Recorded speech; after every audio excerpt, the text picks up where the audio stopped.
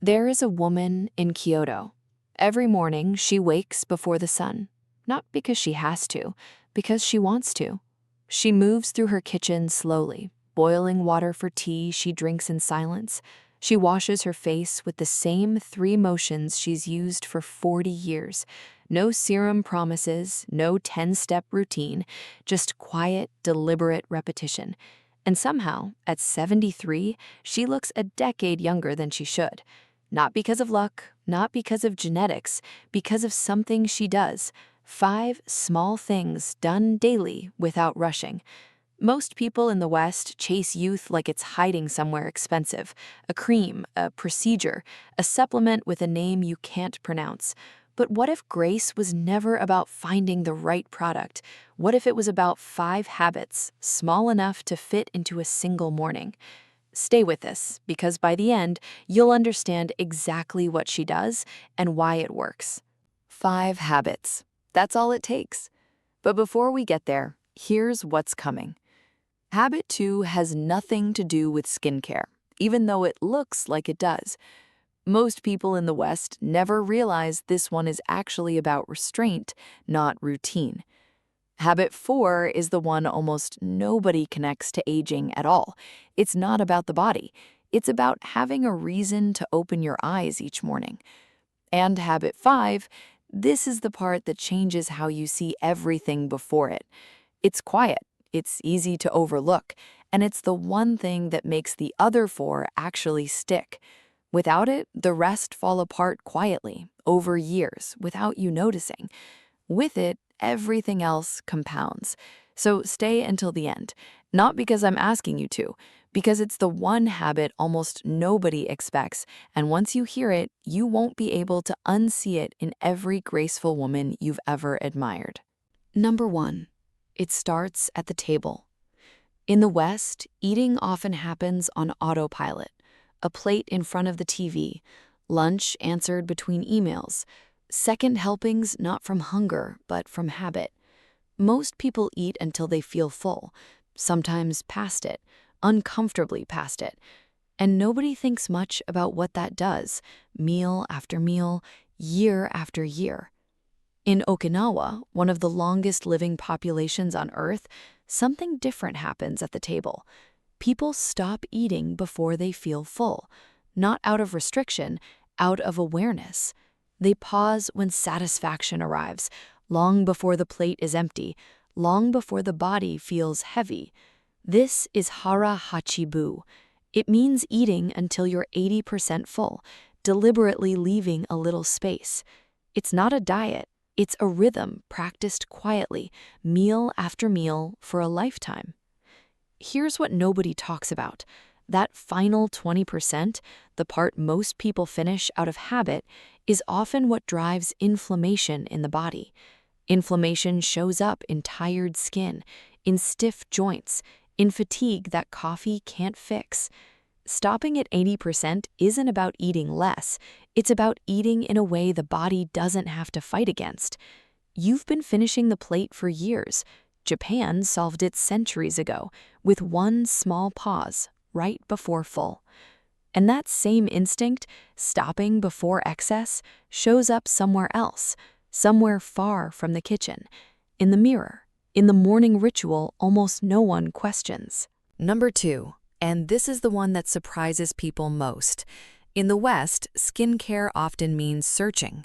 A new serum, a new cream promising to erase what time has already written. Shelves full of bottles, each one claiming to be the fix that finally works. And when one fails, there's always another one waiting. In Japan, the approach looks almost boring by comparison.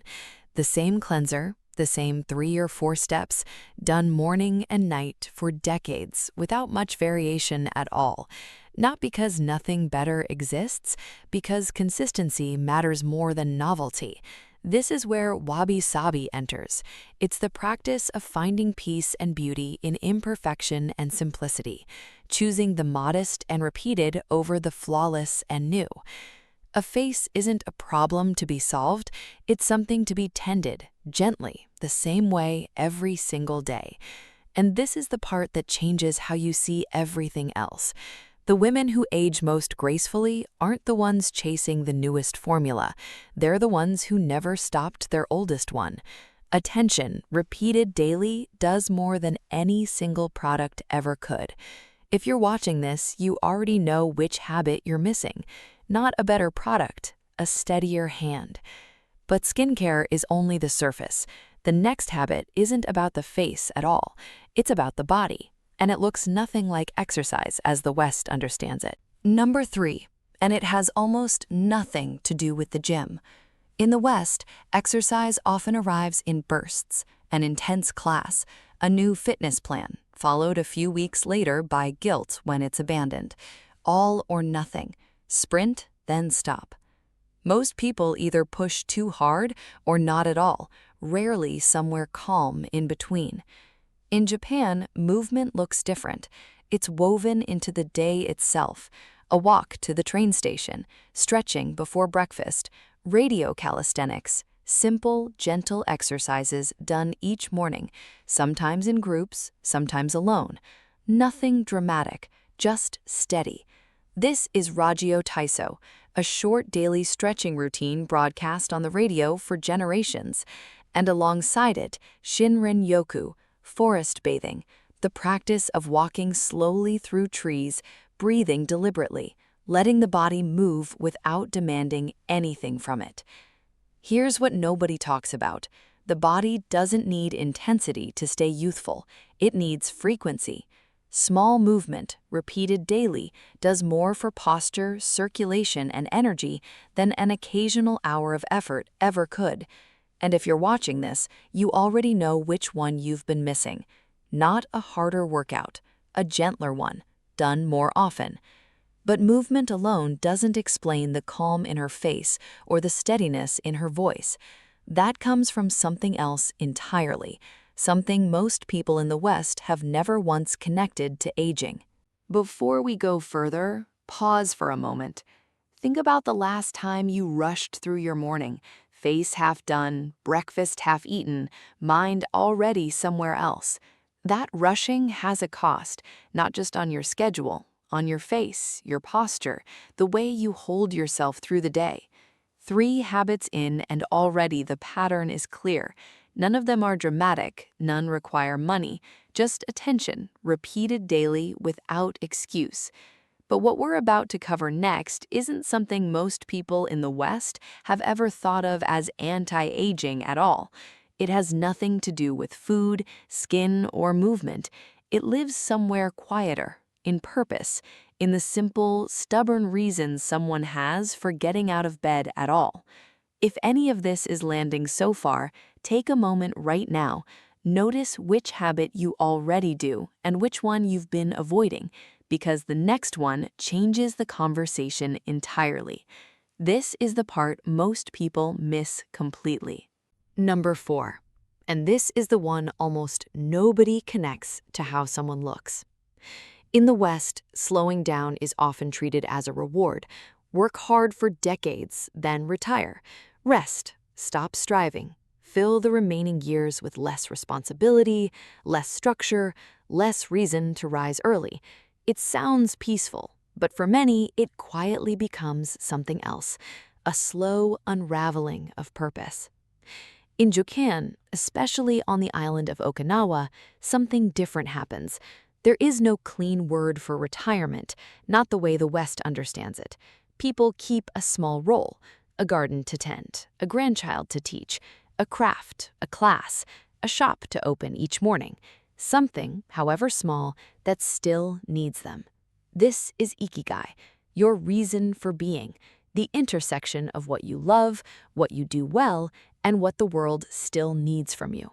It doesn't have to be grand, it rarely is. It just has to be enough to make getting up matter. Here's what nobody talks about. Purpose isn't just emotional, it's physical. Researchers studying Okinawan elders have connected a strong sense of Ikigai to lower stress hormones, steadier sleep, and yes, visible vitality. The face doesn't just reflect what you eat or how you move, it reflects whether you feel needed. You've been treating rest as the goal for years. Japan solved it centuries ago, not with less purpose, but with purpose sized small enough to last a lifetime. And this next one, the final habit, is the quiet reason all four of these actually hold together over time. 4 habits down, and on their own, each one matters. Eating with restraint, tending the face with quiet consistency, moving gently but often, keeping a reason to rise each morning. But there's a reason this next one was saved for last. It isn't a 5th item on a list. It's the thing running underneath the other 4, quietly deciding whether they stick or slowly fall apart. Most people in the West have never once connected it to aging, and yet, without it, restraint turns into deprivation, ritual turns into obligation, movement turns into another task, purpose turns into pressure. This is the one that ties everything together, and once you hear it, you won't be able to look at any of the first 4 the same way again. Number 5, the one we promised would change everything. In the West, the mind often runs at night the way it never gets to during the day, replaying conversations, comparing a life to someone else's highlight reel, carrying quiet resentment for things never said out loud.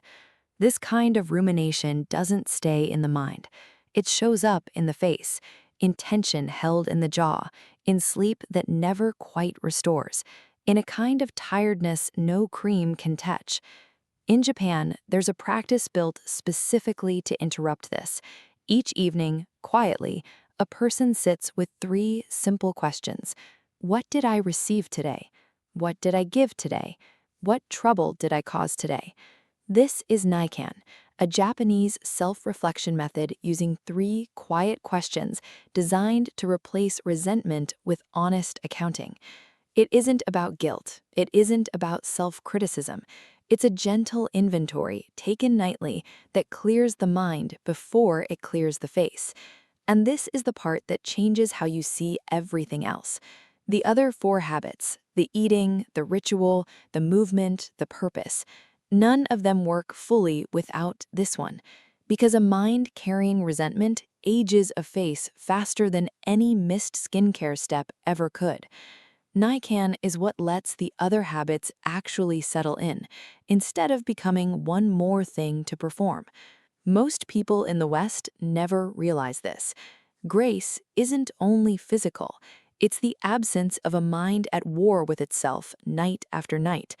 And if you're watching this, you already know what I mean. You felt the difference between a night of quiet reflection and a night of replaying every mistake. One ages you, the other doesn't. 5 habits, but only one holds the rest together. Look back at all 5 now. Eating to 80%, a ritual repeated without chasing something new. Gentle movement woven into the day instead of forced into it. A small reason to rise each morning. A quiet inventory taken each night. They look separate. They aren't.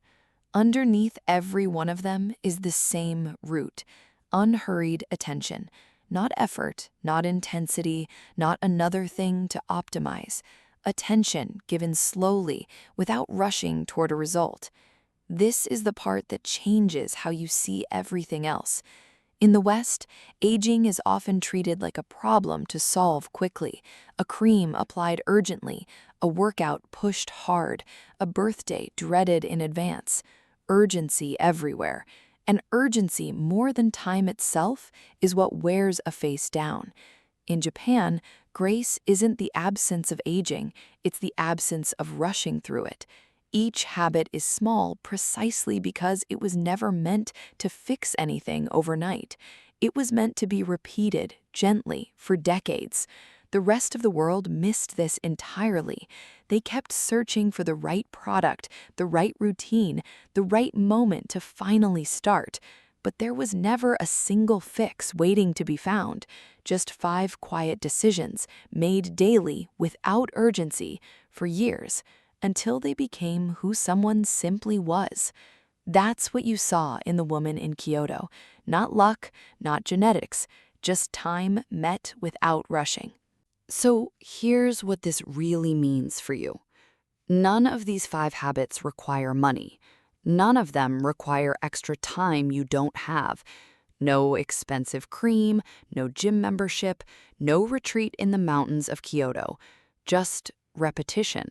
Small, unhurried, done daily without needing to be perfect. You don't need all 5 tonight. You don't even need 3. Pick one. Maybe it's leaving that last bite on the plate. Maybe it's a short walk after dinner instead of the couch. Maybe it's 3 quiet questions before you close your eyes tonight. What did I receive today? What did I give? What trouble did I cause? Start there. Just one. This is the one shift that makes the rest actually work. Not doing everything at once, but choosing something small enough to repeat without effort, and letting it become automatic before adding the next. And if you're watching this, you already know which one you've been avoiding. That's usually the one that matters most.